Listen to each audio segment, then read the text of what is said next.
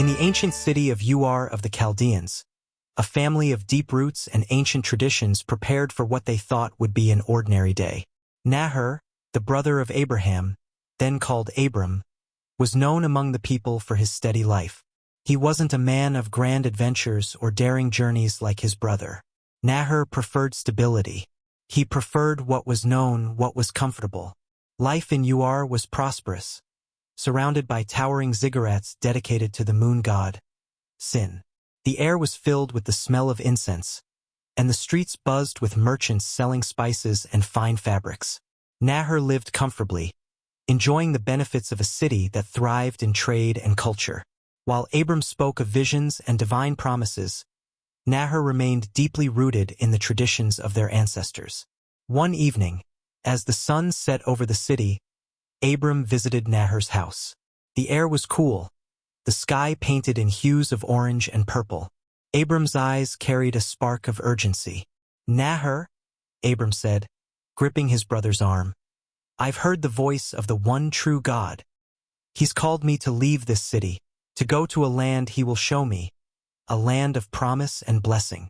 His voice trembled with both excitement and reverence. Nahor frowned. "Leave Ur? Abram, are you mad?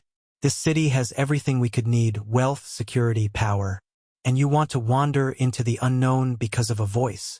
"It's more than a voice," Abram said. "It's a calling. God has made a covenant with me. He promised that he will make me into a great nation, that my descendants will be as numerous as the stars in the sky." Nahor leaned back, crossing his arms. "The stars? Abram, you've always been the dreamer. But I live in reality. What you're proposing is dangerous and foolish. There are no guarantees out there. How do you know this God will keep his promise? How do you know you'll even survive the journey?" Abram smiled softly. "Because he is faithful. He is not like the gods of this city, silent and cold. He speaks. He guides. He promises. And he keeps his word." Nahor shook his head. "You're risking everything. I can't do that. My life is here. My family is here. This is where I belong." Abram looked at him for a long moment, sorrow flickering in his eyes. "Then may God bless you, brother. I hope one day you'll understand what you're turning down." With that, Abram left, his footsteps fading into the dusk. Nahor watched him go, a strange unease settling in his chest. For a moment he wondered, what if Abram was right? What if there really was something greater waiting beyond the city walls? But then the thought passed. Nahor chose to stay in Ur, clinging to the life he had built. It was familiar. It was safe. He had no intention of wandering into the wilderness for the sake of a promise he couldn't see. Years passed, and news of Abram's journey trickled back to Nahor. He heard about the great famine that had driven Abram into Egypt, the battles Abram fought to rescue Lot, and the mysterious blessing from the priest-king Melchizedek. Every story stirred something deep within Nahor, a mix of curiosity and regret. One night, Nahor sat by the fire, staring into the flames.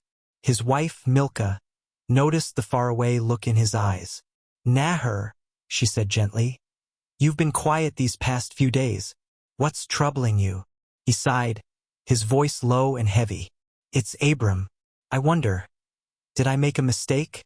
What if his God truly is the one true God? What if there was more for us beyond this city, and I was too afraid to follow?" Milcah reached for his hand.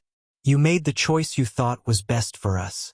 Abram's path is his own, but that doesn't mean God has forgotten us." Nahor nodded, but the unease never left him. Deep down, he knew that Abram's calling had been special, and perhaps he had missed something that would never come again. Though Nahor stayed behind, his story didn't end in complete separation from God's plan. His descendants would later play an important role in the unfolding story of Israel. His granddaughter Rebekah would become the wife of Isaac, Abram's promised son. His great-granddaughters Rachel and Leah would marry Jacob, the father of the 12 tribes of Israel. Nahor may not have followed Abram into the unknown, but his family would one day walk in the promises God made to his brother. Even when we take the path of safety and comfort, God's plans are greater than we can imagine. And yet, Nahor's story remains a reminder that sometimes God calls us to step into the unknown, not because it's easy, but because it's the only way to experience the fullness of His promises. The choice is always ours. Stay where it's comfortable, or take the risk and follow where He leads.